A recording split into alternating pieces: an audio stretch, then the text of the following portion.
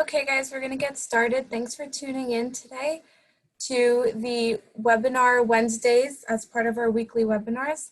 We really thank you guys for supporting PAC immensely and for tuning in. So I'm just going to get right to it and we're going to get started. Today we're going to be talking about the application process and applying to law school. So I'm going to share my screen and show you guys the presentation. This will also be available as a recording later on, so if you decide that you want to refer to it in the future, just shoot me an email. I put my email in the chat for everybody to look at, so just give me 1 second. Okay. Sorry guys, my neighbor decided that today was the day he was going to mow his lawn, so. Okay.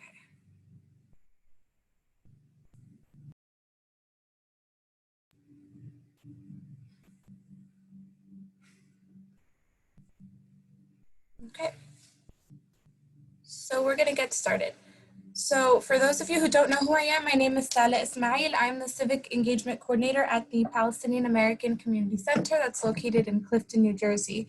Unfortunately, I am leaving in June because I've been accepted to Rutgers Law School, alhamdulillah, but it's pretty sad to be saying goodbye to this job. But yeah, since I've been accepted to law school, I've gotten requests from people to kind of do a webinar that discusses the application process and kind of walks you through it. Because I know the most difficult part, I think, applying for law school, in my opinion, was trying to keep track of everything that needed to be submitted and all the deadlines and exactly how to do it. So this is my way of trying to help out, and hopefully you guys benefit to some extent. I also have collected some advice from a current Yale law student. He actually reached out to PAC and said he wanted to help us out. He was really great in giving some advice. So if you're aiming for the Ivy Leagues or the bigger schools, the top tier schools, he's got some really good LSAT study tips. So we're going to get to those later. His name is Laith. His contact info is also in the chat box, and he has said that he is okay with anybody reaching out as long as it's 2 weeks from now, because he's currently in the middle of finals. So he'll be happy to help anybody in 2 weeks. So the first and most important step when you're applying to law school is to assess your why. Generally speaking, you need to want to do this. I've talked to some of my older friends who've already graduated or are currently in law school, and the biggest thing that they keep telling me is that if you are not in it because you truly want to be, then you're not going to succeed. So make sure that you're assessing your reasoning and as to why you want to go to law school, and make sure that the reasons are all innate and they're not external factors like family or friends pressuring you. You want to make sure that you are confident in what your goals are and what you think you're going to accomplish and what your passions are. I think that's given for any field that you're working in. If you're not passionate or committed, you're not going to succeed. So just make sure you really, really do love the law and you appreciate it and you know that this is what you want to do. Assess it and make sure it's coming from inside of you. Now, GPA and the LSAT. It is no surprise that the GPA and the LSAT are perhaps the most important components of a law school application. And that's unfortunate or fortunate depending on what your strengths or weaknesses are.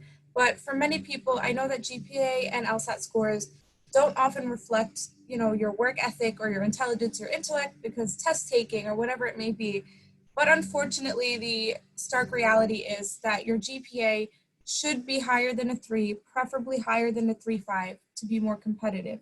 So this section is kind of geared towards if you're still in undergrad. If you're still in undergrad, try to make sure that you're keeping your GPA up to a 3 or above a 3.5 and making meaningful connections with professors, and try to diversify your profile by getting involved in different activities that may not always reflect in your academic life. So if you have interests, for example, I was an EMT all through college. I had nothing to do with the medical field at all. It was just a hobby of mine, and that was something that I wrote about in one of my personal essays for my personal statement for Rutgers. So I think that if you have interests that you want to pursue, this is a good time to do it, as long as you're keeping your GPA and your LSAT up. Your choice of major does not matter. So a lot of people often think that they have to study law or English or anything like humanities based, but I know several people who studied pre-med track and then they ended up applying. If you guys have seen Legally Blonde, Your choice of major does not matter as long as your GPA is competitive. Elle Woods got into Harvard Law with a 4.0 in fashion merchandising after all. Elle Woods also apparently got a 179 on her LSAT, which is 1 point away from a perfect score. So it's fiction, but of course, it's true. It doesn't matter what you study, as long as you're, like I said, it goes back to your passions. It doesn't matter what you study. If you're good at something and you love it and you're committed to it, it could be environmental science and you get a 4.0, and then you move on and you study environmental law. The field of law is very diverse in and of itself because law is in everything in society, whether it be, education or even, I guess, sanitation, like things that you wouldn't even make that connection. The law protects every aspect of society. So no matter what your interests are, no matter what your major is, you will find success in law school as long as you pursue your passions and you, again, look for something from within to drive you. Let's see.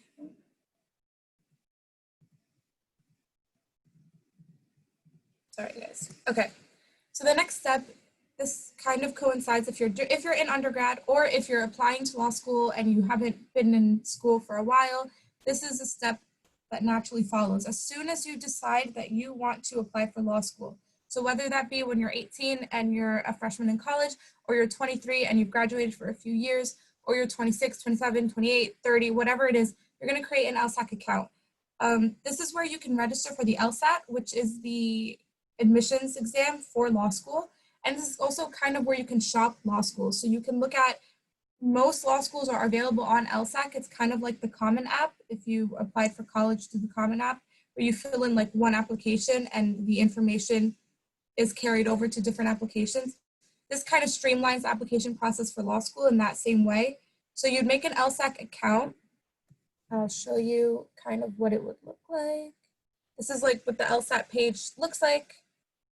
For example, this is where I registered for my LSAT. So you have to fill in all this information and you go in and you begin applying to law schools and you make a school list, for example.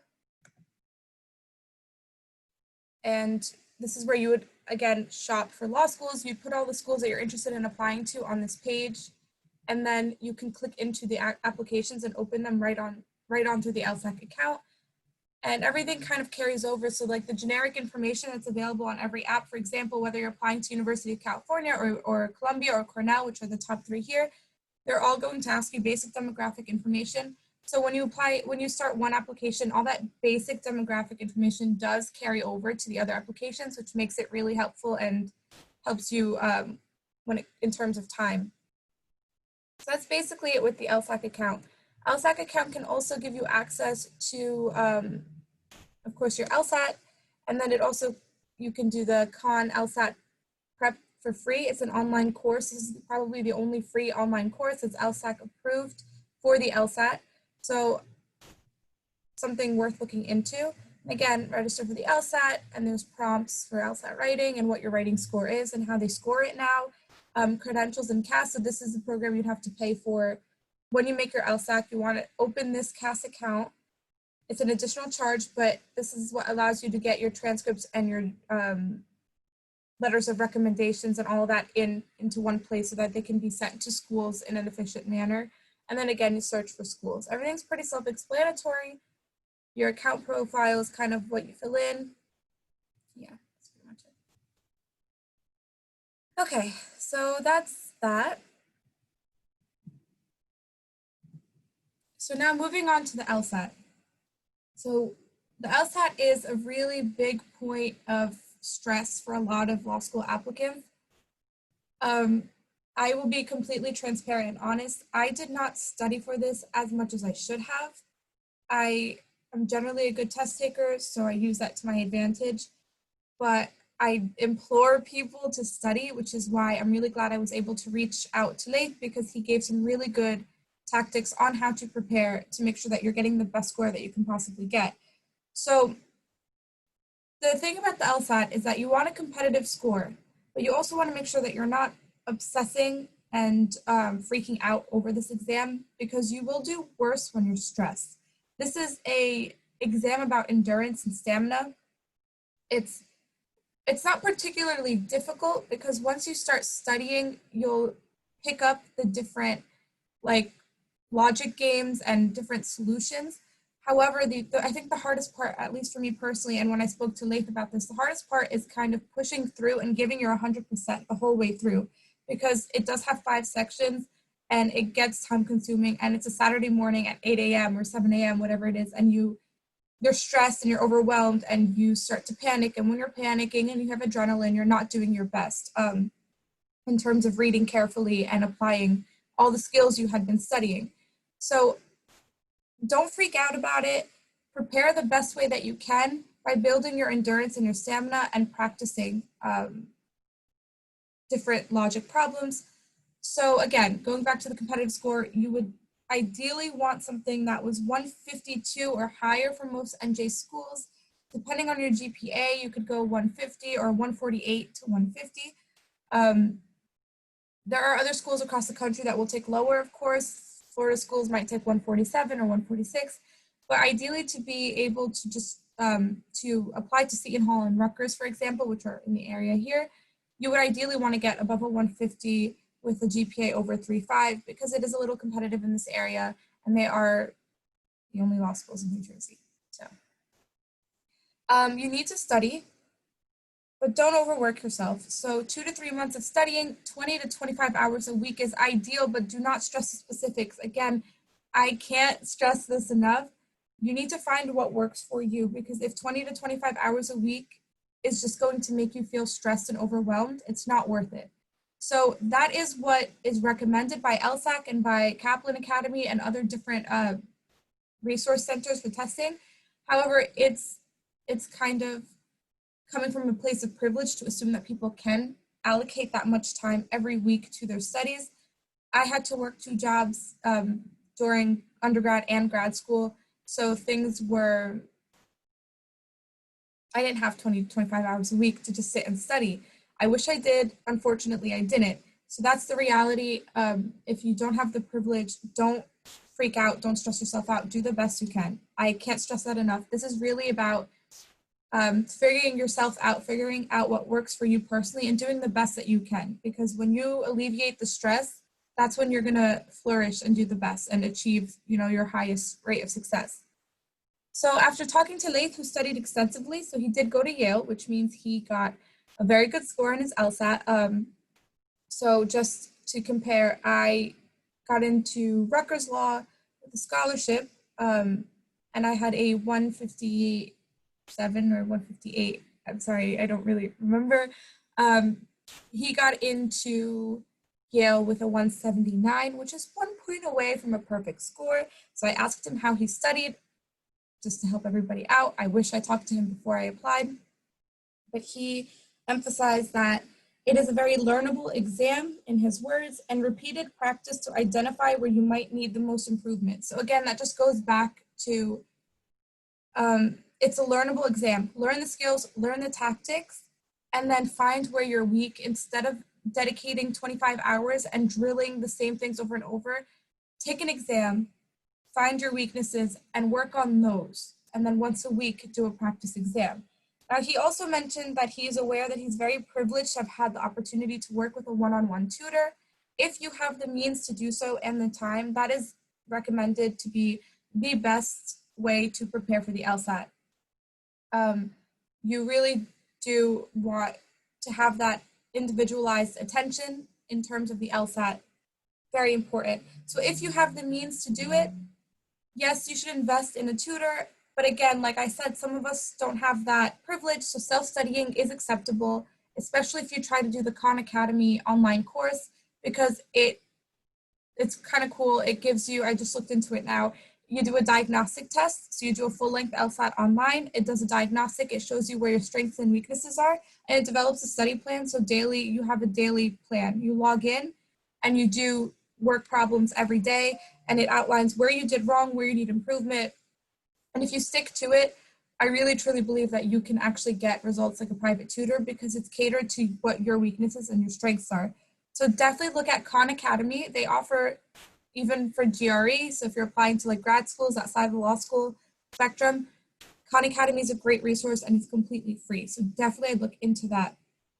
And then again, if you're anything like me and you need to self-study, I tried Khan Academy back in the day when I was doing the LSAT. I have no, I don't know what to say. Like, I don't know how to follow programs because I study when I like feel like I need to study or when I have the time. So Khan Academy was great at first, but then when I got busy, like I said, I was working 2 jobs in grad school. I couldn't keep up with that material. So if you're going to self-study like me, um, try the LSAT. If you go to Barnes and Nobles and you go to the test prep section, you can buy the book, the LSAT official test book, LSAT prep test. And it's a book with a collection of 10 prep tests.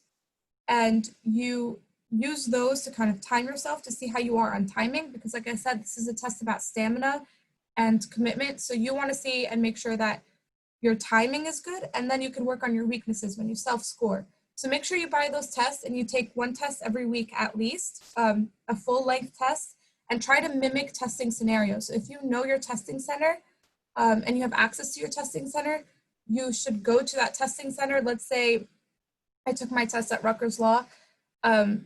I didn't do this, I wish I did, but I have friends who really found great success from this who also took it at Rutgers Law. I have a friend who would wake up every Saturday morning a month before the exam, and he would go to the Rutgers Law building and take his exam, the full-length exam, as if he was under testing conditions in the Rutgers Law building, because it helped kind of keep him on track and helped alleviate some of that stress that we were talking about before on test day. Because once he had done it so many times, when he walked in on test day, it was kind of second nature. He didn't have that bubbling anxiety that might hold you back. So if you have the means to self-study, that's a great tactic. And you can also buy the Power Score Bible books. I will send all these links to you guys if you really want. I sent my email in the chat, so if you guys want me to follow up with exactly what I purchased and what my friends have purchased for self-study, I can help you out. Just send me an email and I'll send you the links on Amazon or Barnes & Noble, whatever you prefer, to make these purchases. They're relatively inexpensive. So where a tutor could cost thousands of dollars, Khan Academy is free, and the Power Score books are about $50 a book, depending on what year you buy. And then the LSAT test prep books that have the old tests, the full-length tests, are about $30 to $40 depending. But you can also buy individual tests for $7 from Barnes and Nobles, and they're like in a little booklet. I wish I still had them to show you guys.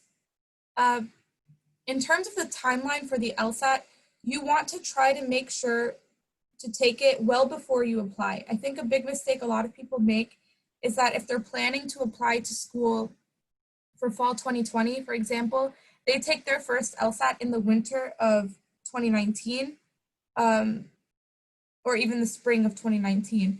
That could cause some problems. One, because if you need room for improvement, let's say you take the first LSAT and you find your scores are not what you wanted them to be, you've closed your window and you've limited your timeline for restudying and retaking the exam.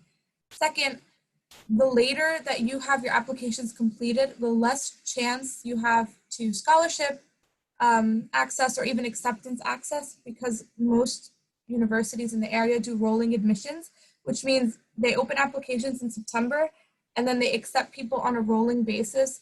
So if you take your, let's say you want to take, let's say you wanted to go to law school in fall of 2020, ideally you should be applying fall 2019, which is what I did. People who take the exam in winter 2019, for example, will not have their scores back until about February, March, or April, and then you'll end up applying by March or April, which is still acceptable. Law schools are still accepting applications until about June, but you're lowering your chance of admittance and scholarship chances because by that point, so many spots have been filled. So you want to make sure that you're applying as soon as the applications open. I applied in the fall of 2019 for the upcoming fall. Fall 2020. So that's how I did it. And I think it also alleviates some stress in case you don't get into your top choice school, or in case you don't get in at all to any of the schools in your area. You have some time to regroup and kind of figure out what your next steps are. You want to give, I think the biggest thing that I learned in the law school application process is that time is of the essence. So you want to make sure you're giving yourself enough time to establish everything and to get all your things in, especially with the LSAT. You want to do it well in advance so that when the application's open, you're not scrambling to complete your application, so that your letters of recommendations are in, your LSATs are in, and all you have to do now is complete the application and submit it. If you guys have questions at any point, just type them in the chat and I will get to them at the end. So sorry, I don't have someone else to like look at the comments or anything like that now. So type them in the chat, and before we sign off, I'll take questions. So now your LSAT is done. People often ask if they should take it again. I think it's worth taking again only if you feel like there's going to be a genuine improvement. So if you feel like, so I didn't take it again because I knew myself, and I knew that although I wanted to improve my score, I knew that genuinely I just wasn't going to have the time to sit and study to get that improvement. The test costs $300, and law schools see both scores. So I didn't feel like, I got a pretty good score, and I felt like I didn't want to risk it. I knew myself. Again, it's all about knowing yourself and knowing your capabilities, and I knew that unfortunately I didn't have the time or the resources to dedicate to fully studying, so my score would not have improved drastically, and I didn't want to take that risk. However, if you get a poor score and you decide that you really will have the time and resources to improve that score, absolutely take it again, because even though law schools will see both scores, you can always write and they can, on the application, they'll ask you to explain the discrepancy in the scores, and you can always explain like maybe you're going through a rough time or maybe you didn't have the resources. Some law schools are pretty good at weeding that out. They will, like Rutgers, for example, has a minority student program, and it's open to not just minorities in the sense where we understand it, it's open to people from socioeconomic backgrounds that might not have given them the level playing field. So universities are pretty receptive to the idea that people's scores improve when their resources change or their income changes. So if you had like a really bad year where you were working 3-4 jobs and you're going to school, you're doing this, and then you took some time off to dedicate to the LSAT, universities will appreciate that you worked hard and that you made that sacrifice, and vice versa. So again, it is worth it if you feel like there's going to be a real improvement and you're willing to dedicate the time to make sure that improvement is realized. If you're like me and you know that your situation has not changed since the last time you took it, and you still have those external stressors and you still have a lack of resources and you don't have the money to take a proper course and it's just not going to help you, then don't do it. Again, it also depends on what your goals are. Laith took it twice. He said the first time he got, I believe, in the high 160s, and then he decided that he was going to dedicate more time to studying. And the first time he took the LSAT, he was very nervous about it, so it affected his score in a negative way. And then the second time, he took more time to study, but he didn't overwhelm himself, and he was relaxed. And he saw that 10-point increase that put him on the doorsteps of Yale. So it really comes down to knowing yourself, knowing who you are, knowing what you're going to get out of it, and that's when you decide if it's worth it. So now you want to make sure if your LSAT is done, you have to complete your LSAC profile. This is done even before the applications open up. You want to make sure, like I said, in undergrad, you want to build connections with professors. It was on the first slide. If you're applying for law school straight out of undergrad, this is really important because you might not have professional experience out in the field. So you might not have managers or bosses or anyone, to kind of write you a letter of recommendation to show your work ethic. So this is where your professors come really in handy. You want to make sure that you have a strong and positive relationship with someone that will only say good things. So don't ask a professor that you had one class with, even if you got an A. If you only had one class with him and you never talked to him, or he doesn't really know you by name, it was a big lecture, that's not going to be the person you want to ask for a letter of recommendation. You want it to be somebody that you have a strong working relationship with, that knows you by your face, by your name, that knows the work you've done, so they can speak personally on any research you've completed or any grades or any tests. For example, when I was so I applied for law school out of grad school. I finished my undergrad, and then I did a 2-year graduate program at Montclair as a graduate assistant, which means I was a research assistant, and I worked under a professor. So I asked the GA advisor, so my professor that I worked under, who I had during undergrad and again during grad school. He taught both levels, and I was his research assistant. So I asked him if he would write my letter of recommendation because I knew that he knew firsthand of my work ethic and could give me a positive letter. Because remember, you're not reading these letters, they're submitted directly to LSAC. So you really want to make sure you're asking somebody who's going to give you a positive, glowing review because you're not going to read it before it's submitted to the law schools. So don't jam yourself up by asking someone who doesn't have much good to say about you, because when they send that letter of rec, you're never going to see it, and God only knows what they say. So you have to make sure it's somebody that you can trust. So my grad advisor was someone who knew me very well and was able to really talk about my accomplishments and my achievements and my research, and that kind of personalizes the letter of recommendation more than just great student, outstanding work, right? If you can have a professor who can give specific examples, that's great. That goes for managers as well.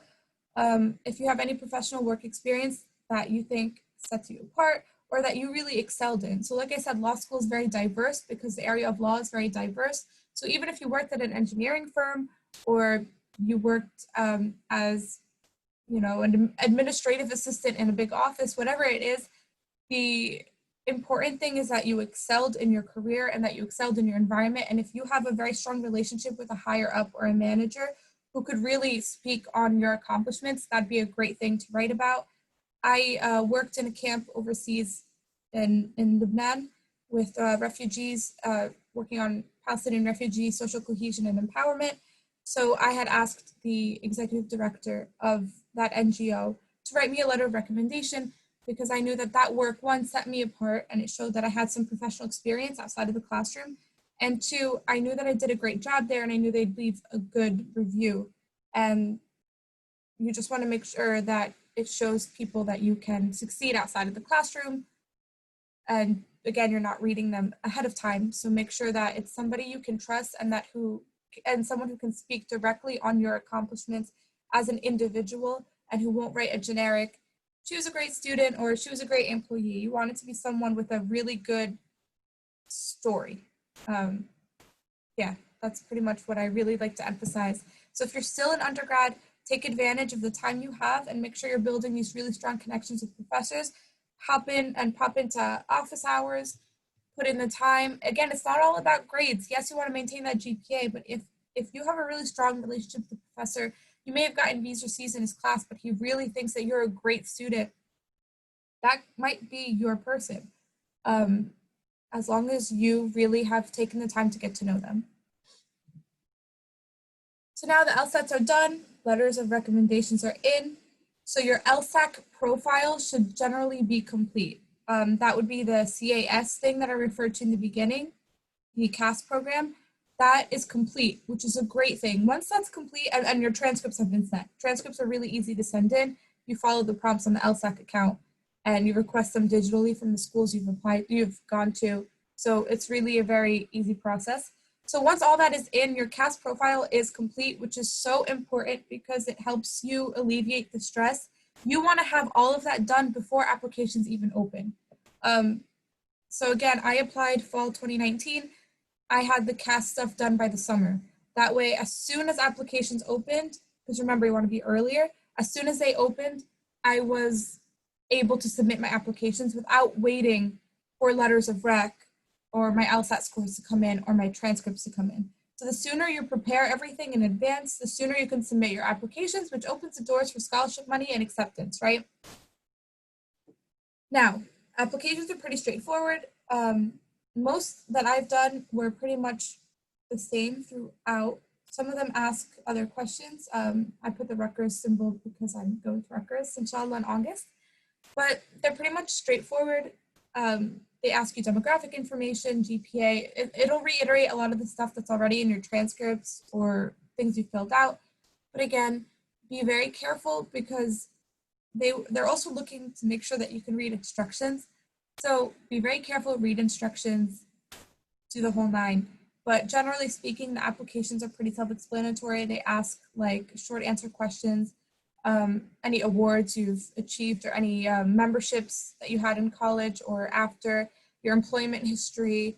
Some schools are really cool and they'll ask you like, your employment history and then like, were you compensated for this, or was this a job you had while you were in school? I think that's really awesome, and I really applaud the schools that did that, because it kind of, again, goes back to leveling the playing field. Uh, Ideally, everybody in a perfect world would be able to dedicate 24/7 to school and to their future for law. Unfortunately, we don't all have that privilege. So I really, really applaud the schools that take the time to differentiate so that they know that some people were working during school and that might reflect in a GPA discrepancy. So it's really cool. Essays are so important. So a lot of the times when I was applying for law school, everyone told me LSAT, GPA, and essays. Like, those were super important. And the essays are great because, like I said, the applications are pretty straightforward and they don't really delve too much into your personal life. The essays are so great because they give you the opportunity to really expand on your individual self and your personal achievements. So you want to read the prompt, because every school has a different prompt, which is so annoying. You have to write so many essays. So you're going to read the prompt and then reread the prompt. Read it again just to make sure you got it right. Because again, they want to make sure that you're following instructions. And you want to make sure you're proofreading your essay when you're done. As far as essay prompts, I can only speak on the ones that I've written, but what I found the most success in was writing personalized essays. So for example, the Rutgers prompt this year was, tell us why you want to go to law school. Very broad. And it said, like, in parentheses, why do you want to go to law school, and include any vocational training or employment or studies. It's such a broad essay. So essentially it was like, why do you want to go to law school? Now I have friends who took the generic approach. Excuse me.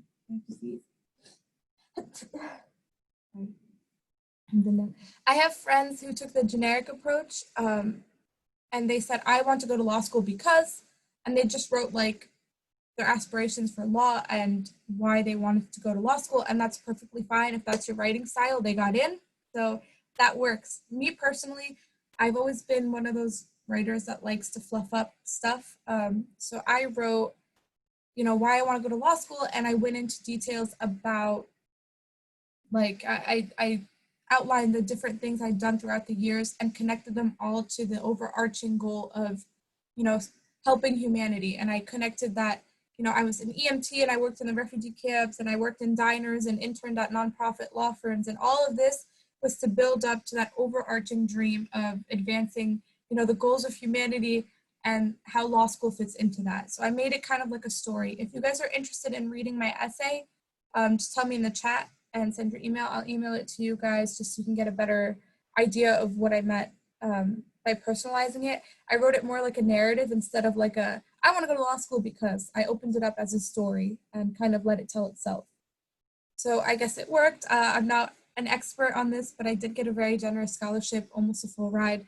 And I'm sure my LSATs and GPAs have to do with that, but I'm also very confident that my essay helped because I felt like it was very different. So again, scholarships and financial aid.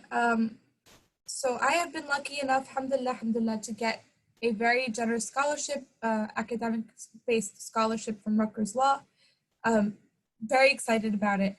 I just wanted to mention that, so there are scholarships that come from the institution itself, which is like Rutgers, and these scholarships will come to you without you having to apply. So you'll apply to the school and then they'll award you the scholarship upon your acceptance. So you don't have to worry much about that. That's what's cool about them. There's not much thinking or outside work. Financial aid is just like undergrad. You're gonna have to fill your FAFSA out the same way, unfortunately. And yeah, it's the same kind of unsubsidized versus subsidized federal loan kind of thing. And if you need extra assistance, you'd have to go to a private loans, but you can also get grants the same way. It's just like financial aid from an undergraduate institution. And outside scholarships are really important. I actually watched a webinar recently hosted by Rutgers Law students who kind of emphasized the importance of researching scholarships that are not from the institution itself.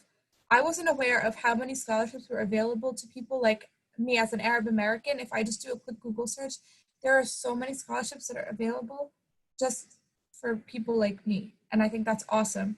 And I never took advantage of that before, but I really think that if you guys are looking to apply to law school and to finance your education, other than financial aid and any scholarships from the institutions, make sure you're doing that outside research because you would be amazed at what kind of scholarships exist. For example, the PAC has a scholarship too. Every year they give out money to a student and it's just an application process.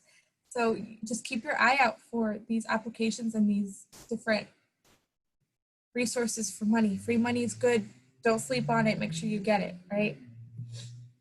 And then just to kind of, so then once you submit your applications, you wait and you wait.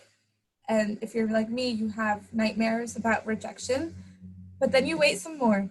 And then hopefully, if you guys follow my tips, and I know you're also so brilliant, you will get that acceptance letter that you want and you will be a great lawyer. But I do have to impart, and like Elwood says, you always have to have faith in yourself. If you can't tell, guys, I love Legally Blonde. If you haven't seen it, watch it, especially if you want to go to law school. It's so funny. But anyway, personal tips. This is just something that I would give in general from what I'm a very anxious, like panicky person sometimes. So these things are tips that I would give out in general. So stay true to yourself. Do not overwork and stress. Sorry, give me a second, guys. Okay. Stay true to yourself. Do not overwork and stress. Take it day by day.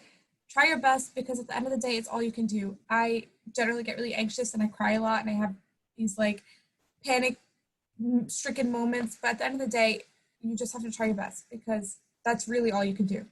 That's it. So if you know that you're giving your all, there's no reason to stress about it. Don't lose sight of who you are and what your goals are. And Elle Woods is my inspiration. So I'm going to check the chat box now. Okay, so if you guys have any questions at all, feel free to unmute and ask, or you can type it in the chat box. Yeah, it is the best. Thank you. It's the best movie ever. Okay, so I'm guessing everybody's all set. No questions. Okay, cool. Before you guys head out, I want to give you all the opportunity to win a $50 gift card if you, oh, sorry. Do you mind sending your email again? Yeah, of course. So my email is tismail@pacusa.org. Personally, I did not take any LSAT classes, but again, depending on your resources. So if you have the money to take a course, I heard Kaplan is very excellent. However, if you really don't have the resources for it, try Khan Academy. I've heard actually absolutely amazing things about Khan Academy and it's free. So that's Khan Academy. And it's a free course. It's available on the LSAC website. So it's completely endorsed by the LSAC, which is the company that manufactures the LSAT. And they are really, really an impressive group because they are trying to make education accessible to everybody despite socioeconomic discrepancies. So definitely check them out. I heard great things. They have full-length tests available online that they'll grade and score and outline your weaknesses. Totally something you should look into. Yeah, again, I didn't take any online classes. I stuck more to the books because that's just the kind of learner I am. But I would suggest looking into Khan Academy depending on your resources. Try it out at first, and if you don't like it and you have the money, you can always try Kaplan. I've heard some good things about Kaplan and PowerScore. PowerScore is the one that makes the study Bibles, and they're a little pricier than Kaplan, but they're apparently more effective, so that's PowerScore.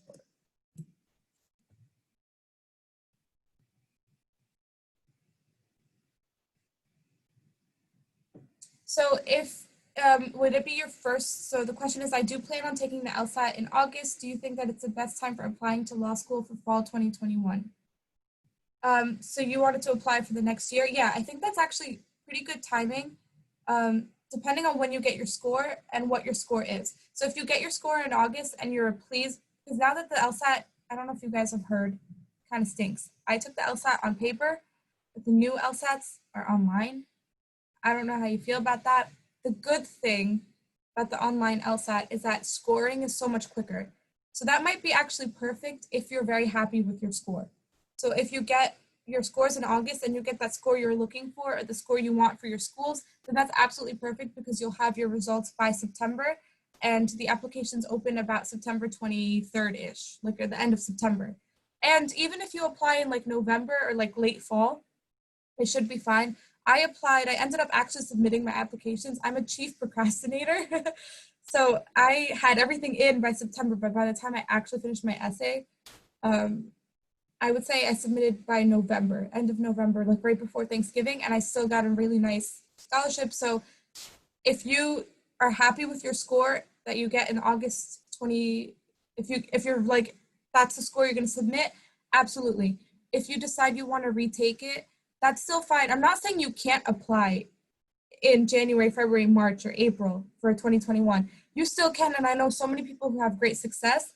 I'm sure you'll get in. It's not a matter. It's just like if you are looking for scholarship money, the earlier the better, and just to have some like, the earlier the better to also kind of feel like comfortable, so that if you know you didn't get into your top choice in September, you can apply to other schools by June. But yeah, I think that's a good idea. If you really get the score you need, why not? Yeah, and then you can always retake it in September even. So ideally, you'd still have time to submit it before the winter. No problem. Sorry, guys. I'm like all over the place, but I think the biggest thing I can stress is just don't stress. I think the more I stressed out about it, the more I got in my head and the more I didn't want to study. So just take it day by day, get your scores, figure out your plan of action, and listen to the advice of others, listen to this webinar, but thanks. But also listen to yourself. Before you guys log off, I want to send you all a link for the census survey. You'll get a chance to win a $50 gift card if you do so. We just pulled our winners from last month. So if you guys are interested, it takes 2 minutes to fill out. And it's just to help us kind of keep track on who's filling out the census. Sorry, give me 1 second. And I'm going to send it in the chat. You can fill it out and you'll be all set. And then maybe next month you'll win $50 to the place of your choice. We're giving $50 gift cards to either Amazon, a local business or restaurant, or a grocery store. So fill that out. There will be 3 winners. Your chances look good since there's only 3 people in this webinar right now. Yeah, thanks so much, guys. And whenever you're all set, you can log out. Thanks.